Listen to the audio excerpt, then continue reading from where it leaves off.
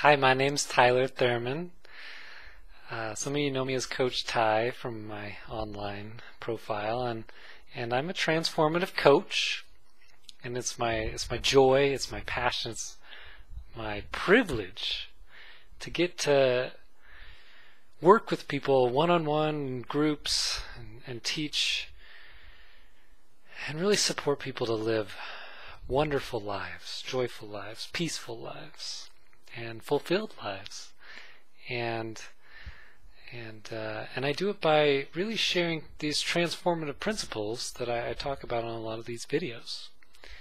And so if you want to find out more about what it is that I do and how I work with people, and just find out more about me, you can check out my website at www.coachtylerthurman. That's Coach TYLERTHURMAN.blogspot.com. And there's tons of free resources on there, videos, articles. Just dive in and have some fun. It's my online playground. In this video, I really want to talk to you about kind of debunking some myths around the positive thinking movement. Now, this movement, it's really taken hold of our society and our culture, and there's a lot of misunderstandings about it. So I wanted to address some of them here because it comes up a lot in my coaching work.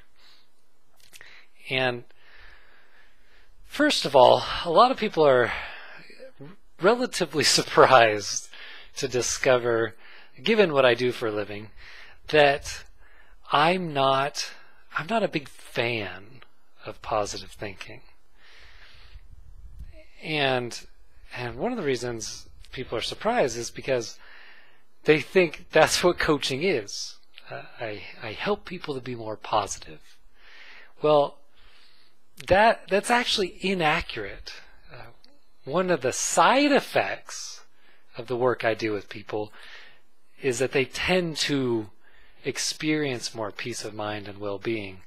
But it's not what I'm coaching people to do for themselves. It's more of an understanding. So let's begin to take a little bit deeper look at that understanding.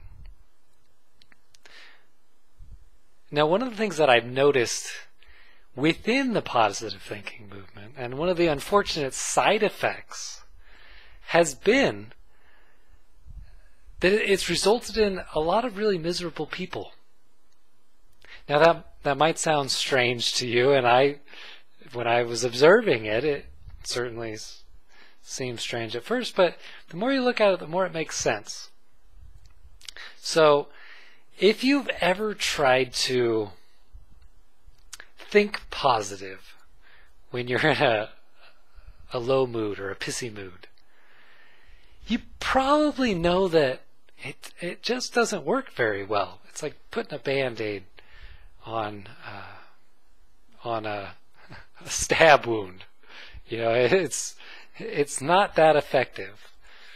It's like you got your vehicle, your tires are stuck in mud, and you just hit that accelerator faster. It just doesn't seem to help much. You know, or maybe you're in a low mood and you've got a friend or a family member, and they're just like, just cheer up, or just be positive. It'll all be okay. How does that usually go over? My experience is not well. You know, it usually doesn't go over well. The reason is because you're already in that low mood, and we just don't have the degree of control over our thinking that we're taught that we do. So what do most of us do? Well, we get in that low mood. We get into those feelings of fear, depression, or anxiety, or sadness, whatever those low feeling moods are. And we get up there and we try to do something about it. So we bring out the thought police. We get up there and he's got the whistle and he's like, no, you're a negative thought. You stay out. We don't want you. And then come on over. You're a good feeling thought. I like you. And we try to play that game. And if you've ever played that game, that control game, for very long, you know it doesn't really work, and it's not sustainable, and it's kind of exhausting. So one of my favorite analogies is that it's an old I Love Lucy episode. A lot of people have seen it. I think they did a spoof on Mad TV one time, where they had where Lucy, she's in it's like a cake factory or a pastry factory, and she's on the assembly line, and she's got to like squirt frosting on there, put some sort of topping on, and she's doing her job, and then one gets past her, and so she tries to go and catch up to it, and by the time she's gotten it, 3 more have gone by, and she tries to catch up to that, and then all of a sudden, after a few minutes, there's this big, huge, sticky mess, and the factory just shuts down, and she's covered in cake and dough and frosting, and it's just a disaster, and she's exhausted. Now that's what it's like when we're trying to control our thinking, and one gets by us, and it's like, oh no, a negative thought slipped in. I got to get that one out of there, and then a bunch more. And it's just, it just doesn't work. We don't have the degree of control over which thoughts come in and which thoughts go out of our mind. Now, brain researchers suggest that we have somewhere in the ballpark of 60,000 thoughts a day. 60,000. That's a lot. And my question to you is, how many of those 60,000 thoughts are you consciously choosing? Are you consciously picking out of the infinite soup of thoughts and then putting them in and thinking of them and then getting rid of them? Few, if any. We're consciously choosing few, if any. And it speaks to a misunderstanding that we have about how the mind works. Now, we do have a degree of control over recognizing our thinking, or how much we invest in our thinking or identify with it, and how much we act on our thoughts. We have some control over that, a little bit, but not so much over what comes in and what comes out. And as people say in this field, oftentimes, what we resist persists, or where we place our attention to, that it grows. So one of my first teachers, he was fond of saying, "You can't think about what you don't want to think about without thinking about it." Now think about that. So what? It was Chris Howard was the teacher, and what he meant by that was, when we get into the positive thinking game, we're placing our attention on these negative thoughts, or this negative experience, or unpleasant low mood that we're having, and we're trying to get rid of it. We're trying to get rid of it. Now, if you've ever been in a low mood and you've tried to get rid of it, what happens? It sticks around longer, or it gets bigger. And the reason for that is we're placing our attention on what we don't want. So if I told you, don't think about an elephant with pink polka dots, well, for you to even process that in your mind, that sentence, you have to think about it. At best, it's a 2-step process where you think about the elephant, then you put a big red X through it or something. But you can't think about it. You can't not think about it if I suggest that to you. So we can't get rid of our thinking. or our experience in that sense. So that's the bad news. But the good news is we don't need to. We don't need to. All we need to have is a deeper understanding of how the system actually works. And that's actually one of the reasons why there's so many miserable people around the positive thinking movement, because they try it, they try the control game, it doesn't work, and then they make up that there's something fundamentally wrong with them. So they're broken, or other people can do it, but not me. Well, nobody can do it. The people who write the books, give the talks, they can't do it. It's not sustainable. If they say they can, they're lying to you. Again, 60,000 thoughts a day. Are you choosing 60,000? Controlling 60,000? No way. No way. So how does it really work? Well, let me give you one of my favorite analogies that really draws it up. So imagine you've got your mind, and it's there's a flaccid balloon in there. Now, all the empty space around the flaccid balloon is your natural state, which I'm going to suggest to you is peace of mind, well-being, access to wisdom, creative thoughts, love, all those beautiful, deeper feelings that we feel. I'm going to suggest that's who you really are. That's the essence of who you are. That's your natural state. Now you've got this balloon in there. And what happens is, when we get thinking, when we get our thinking revved up, or we get our miserable thinking going on in there, or we just have a lot of thinking, that's like blowing up the balloon. And it begins to take up more and more space in our mind. And we get more and more disconnected from our natural state of peace of mind and well-being. And what most people do is we get up here and we try to do something about it. We try to intervene. We try to change it with like positive thinking or strategies or visualization or meditation, whatever it is, pick your strategy. But all of those interventions are made up of more thought. So what does adding thought to more thought do?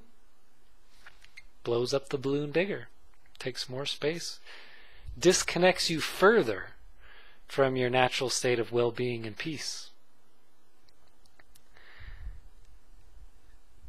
And so what we actually have, in a sense, is a mental, psychological immune system that will default back to peace of mind and joy and clarity. And it's even better than the body's immune system, right? So the immune system of the body, we know it's self-healing, and we can help by sort of having it in an optimum environment, by not, picking at the scabs and really trying to make it heal. But when it heals, when the body heals, when you have a broken bone or a cut or whatever, it doesn't heal back to its original state. It doesn't get back to 100%. There's always more scar tissue, or we have reduced range of motion, or not as much strength, whatever it is. But with the mind, the second that your thinking calms down, you will return to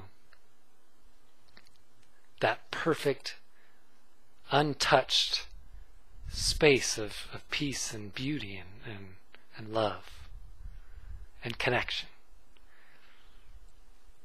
So we've got this balloon, right? This big balloon in our heads, and we've blown it up, and that's how we're trying to fix it. And it gets bigger and bigger and bigger.